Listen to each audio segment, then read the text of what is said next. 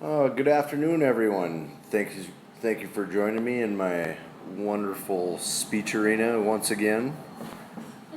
So today we're going to talk about whether or not animal testing should be illegal. Have you ever wondered, you know, why isn't there a cure for cancer? I don't know. And one of the things that made me wonder that is just within the last 6 months, my mom had been diagnosed with lung cancer, and kind of made me think about some things as far as what are the process of drug testing and such. So it was kind of interesting, running into this topic. Like I said, my mom, she had been diagnosed with lung cancer. It was caught very early, so thankfully it was easy to catch and take care of, and they just did a lobectomy and cut part of her lung out. Kind of a bad deal, but it is what it is. And there's millions and millions of people like my mom that have had cancer, and I'm sure at least a few of us in the audience have been touched by cancer. And one of the things that I ran into while thinking about that was the logjam that's created by different companies on how they test and how they're able to test different drugs and kind of see things. And one of the interesting things that I did come across was, you always have that moral dilemma. Should we test on animals? Shouldn't we test on animals? And there's the pros and cons. Pro being, yeah, maybe it would be okay if we did it as long as we only did it to cure fatal diseases. However, one of the cons that I came across was an article by Kara Sissel for Chemical Weekly. It's it's not necessarily cost efficient, but they use robots in labs to test different deadly diseases so that they don't have to do it on cats. Science came a very long way in the last, few decades, and we've almost run out of reasons to even say, yeah, maybe we should just use animals, other than the fact that it has to cost less to do it that way.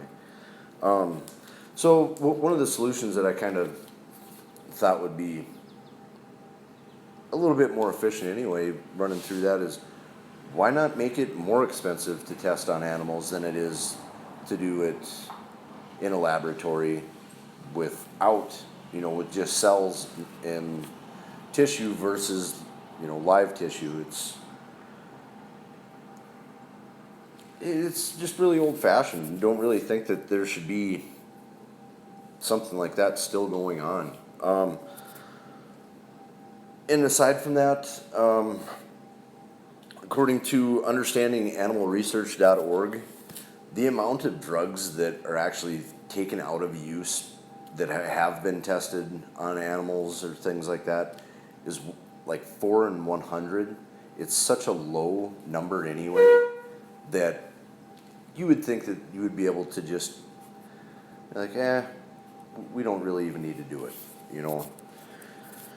And the couple things that a person can do, just be aware of the different companies that do test on animals, and I guess kind of do it without doing it. I mean, it's a pain in the butt right away, but once you start doing it, it just comes right away. That, and you look at your dog or cat and be like, yeah, that's right, bud. I feel like I wouldn't test on you, so I don't think anybody else should. But with that being said, we can all do our parts to make sure that our poor cats and dogs make it through the day. And at the end, we send around a petition, that you can sign or not sign. Also on the clipboard, there's going to be a form letter that you can send to Heidi Heidkamp. All you got to do is sign her name to it, and you're good to go. Telling her that we just don't want it. We feel like our cats and dogs should be safe. shouldn't have to worry about that, you know. And along with that, all of the cancer sufferers that have either been touched by it in our lives or, around the world will be thankful at the end too when they finally quit deciding that